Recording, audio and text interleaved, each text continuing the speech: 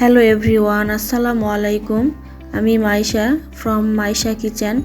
আজকে আমি আপনাদের সাথে পাঙ্গাস মাছের পেটের যে পিসগুলো আছে এগুলো অনেকেই খেতে পারে না। এগুলো যেভাবে রান্না করলে কোনো গন্ধ লাগবে না, সেই রেসিপিটাই আজকে আপনাদের সাথে আমি শেয়ার করব। ভিডিওটিতে লাইক দিয়ে শেষ পর্যন্ত দেখবেন।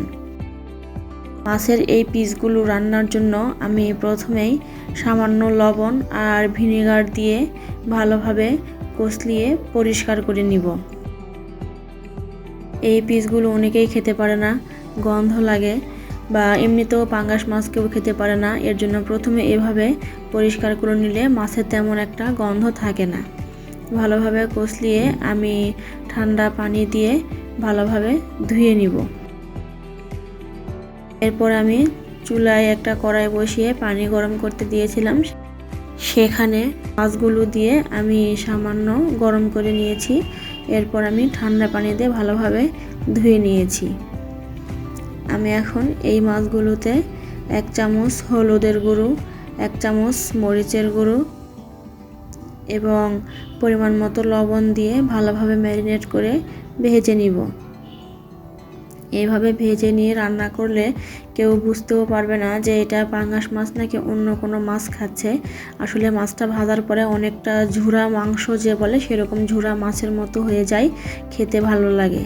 আমি ভেজে নিব, এজন্য চুলায় প্যান বসিয়ে তেল দিয়েছিলাম, তবে তেল সামান্য দিয়েছিলাম যেহেতু পাঙ্গাস মাছ থেকেও তেল বের হয়, আর এগুলো তেলের পিস।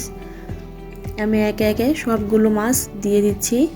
সবগুলো মাছ ভালোভাবে এপিট ওপিট করে ভেজে নিব। আমার ভিডিওটি কে কোথা থেকে দেখছেন অবশ্যই কমেন্ট করে জানাবেন।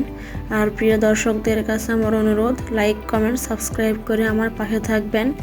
আর যারা ইতিমধ্যে সাবস্ক্রাইব করেছেন তাদেরকে অসংখ্য ধন্যবাদ। দেখেন মাছগুলো আমি এভাবে লাল করে ভেজে নিয়েছি। আর এগুলো যেহেতু তেলের পিস ছিল এজন্য একটা আরেকটার সঙ্গে লেগে গেছে। যাই হোক, কোনো ব্যাপার না, পরে আমি এগুলোকে ছেড়ে নিব। আর ভাজা হয়ে গেছে এজন্য আমি সবগুলো উঠিয়ে নিলাম। আর কড়াইয়ে যে মাছের তেল ছিল সেখানে আমি 2টা শুকনো মরিচ দিয়ে দিলাম।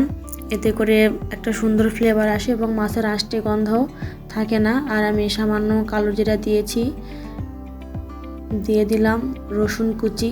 আমি রসুন কুচি একটু ভেজে লাল করে নিচ্ছি। এরপর আমি এখানে 1 কাপ পেঁয়াজ কুচি দিয়ে দিলাম।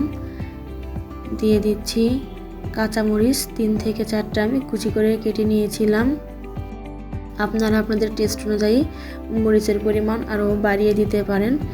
আমি যেমন খাই তেমন ইউজ করেছি। আমি একটু এগুলোকে হালকা ভেজে নিব, অনেক বেশি কড়া করে ভাজা দিব না। এখানে আমি দিয়ে দিচ্ছি 1 চামচ হলুদের গুঁড়ো, 1/2 চামচ মরিচের গুঁড়ো দিয়ে আর একটু আমি ভেজে নিব। এরপর আমি এখানে আগে থেকে ভেজে রাখা মাছ দিয়ে দিলাম। এখন নেড়ে চেড়ে এগুলোকে একটু ভেজে নিতে হবে, আর ভেঙে ভেঙে দিব যেন একটু ঝোড়া ঝোড়া হয়ে যায়। এভাবে আমি 5 থেকে 7 মিনিট ভেজে নিয়েছি। আমার রান্না প্রায় হয়ে গেছে। ফাইনালি এমন একটা কালার চলে আসবে। মাশাআল্লাহ, আমার আজকের পাঙ্গাস মাছের এই তেলের পিসগুলো রান্না আপনাদের কাছে কেমন লেগেছে অবশ্যই কমেন্ট করে জানাবেন। যদি ভালো লেগে থাকে লাইক কমেন্ট সাবস্ক্রাইব করে আমার পাশে থাকবেন। আজ এই পর্যন্তই, পরবর্তীতে নতুন কোনো রেসিপি নিয়ে হাজির হব। সবাই ভালো থাকবেন, সুস্থ থাকবেন। আল্লাহ হাফেজ।